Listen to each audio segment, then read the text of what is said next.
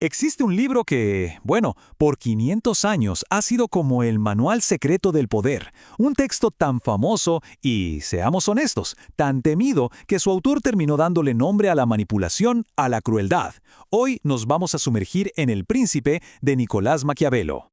A ver, cuando oímos la palabra maquiavélico, ¿en qué pensamos? Casi de inmediato se nos viene a la mente el engaño, la crueldad, una ambición que no tiene límites, ¿verdad?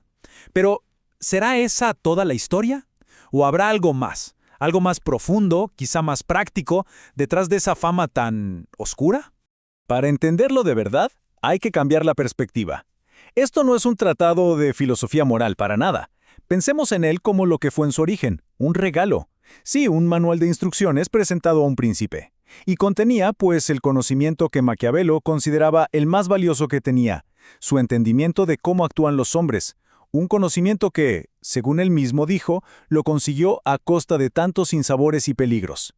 Bueno, Maquiavelo, para empezar, pone orden. Es como si viera el mundo caótico de la política y dijera, a ver un momento. Para él, es simple. Antes de empezar a jugar, primero hay que entender bien el tablero.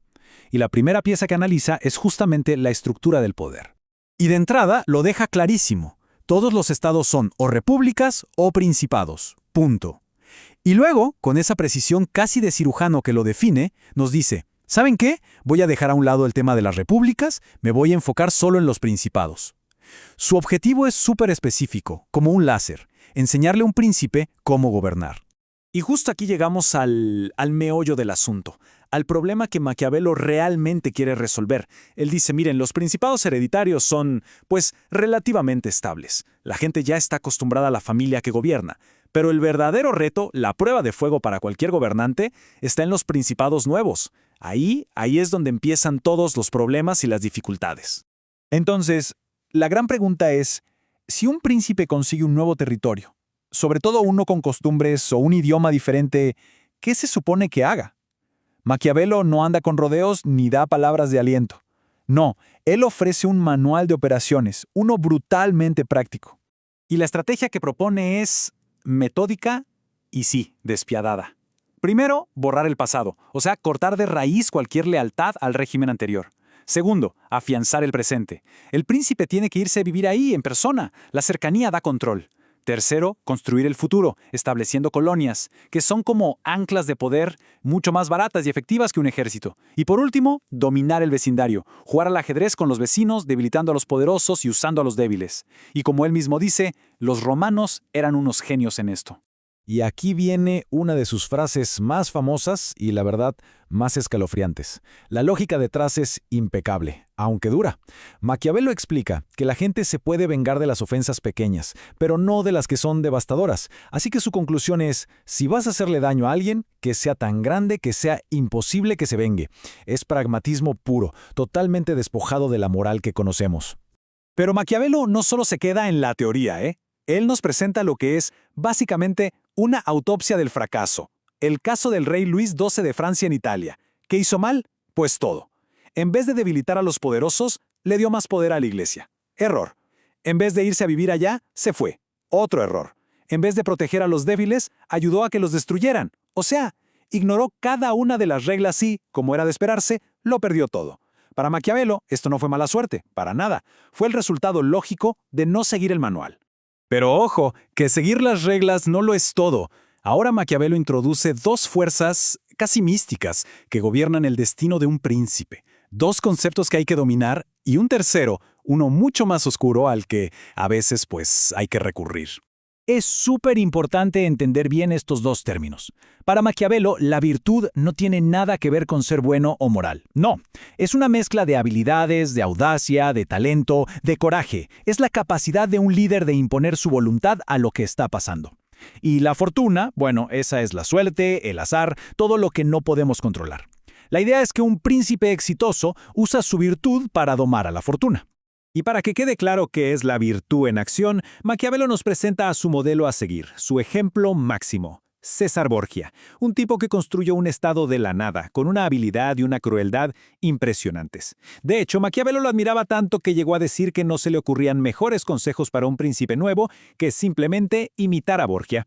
Lo que hizo Borgia es literalmente una clase magistral de cómo se juega al poder de verdad.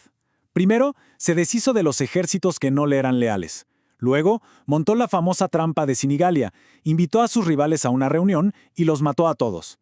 Para poner orden en una región rebelde, la Romaña, usó un hombre súper cruel, Ramiro de Orco, y una vez que el trabajo sucio estuvo hecho, lo mandó a cortar en dos y exhibió su cuerpo en la plaza. Un golpe maestro que dejó a la gente, como dice Maquiavelo, a la vez satisfecha y estupefacta. Pero aquí viene la gran moraleja de la historia. A pesar de toda su virtud, de su planificación casi perfecta, Borgia fue vencido por la fortuna. Su padre, el Papa, murió de repente, y él mismo se enfermó de gravedad justo en el peor momento. El mismo Borgia le confesó a Maquiavelo que había pensado en todo, que tenía un plan para cada cosa, pero que nunca se imaginó que él mismo estaría al borde de la muerte justo en ese momento clave. Y esto nos lleva a una de las ideas más perturbadoras de Maquiavelo. No es solo que la crueldad sea necesaria a veces, sino que, según él, hay una forma correcta y una forma incorrecta de ser cruel.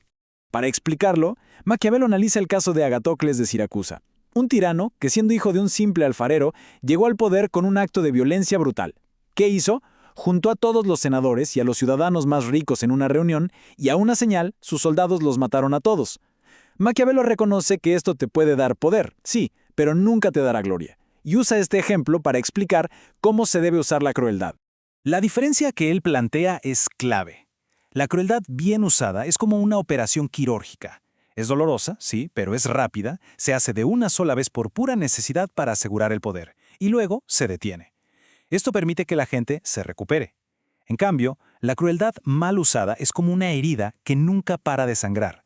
Empieza poco a poco, pero va creciendo, y crea un ambiente de miedo y desconfianza constante que obliga al príncipe a vivir siempre con el cuchillo en la mano. Pero bueno, después de la conquista, de la violencia, de toda la estrategia, viene la parte más difícil de todas: gobernar. Y aquí, Maquiavelo se enfoca en lo que para él es la base de todo poder: la relación entre el príncipe y su pueblo. Y su análisis aquí es de verdad brillante. A ver, un príncipe que llega al poder ayudado por los nobles siempre va a estar en problemas. ¿Por qué? Porque los nobles se sienten sus iguales y son difíciles de manejar. En cambio, un príncipe que se apoya en el pueblo, esa es una base sólida. Y la razón es simple: el pueblo es fácil de contentar. Lo único que quieren en el fondo es que no los opriman. Por eso, la conclusión de Maquiavelo no deja lugar a dudas. Él dice: un príncipe necesita contar con la amistad del pueblo, pues de lo contrario no tiene remedio en la adversidad. O sea, el apoyo de la gente es el refugio final, el más seguro que puede tener un gobernante.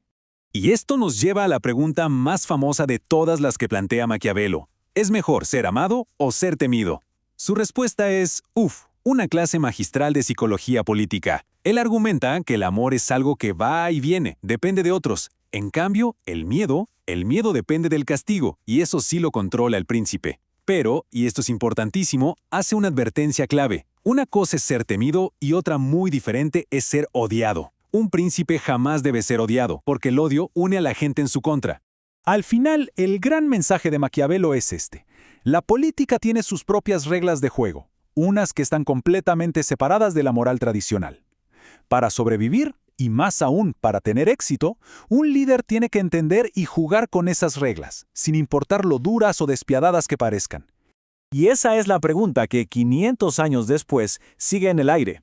Cuando vemos cómo se comportan los líderes, los países, en el mundo de hoy, es inevitable preguntarse si, a pesar de todos nuestros ideales, el manual de Maquiavelo no sigue siendo, por debajo de la mesa, la verdadera guía para ejercer el poder.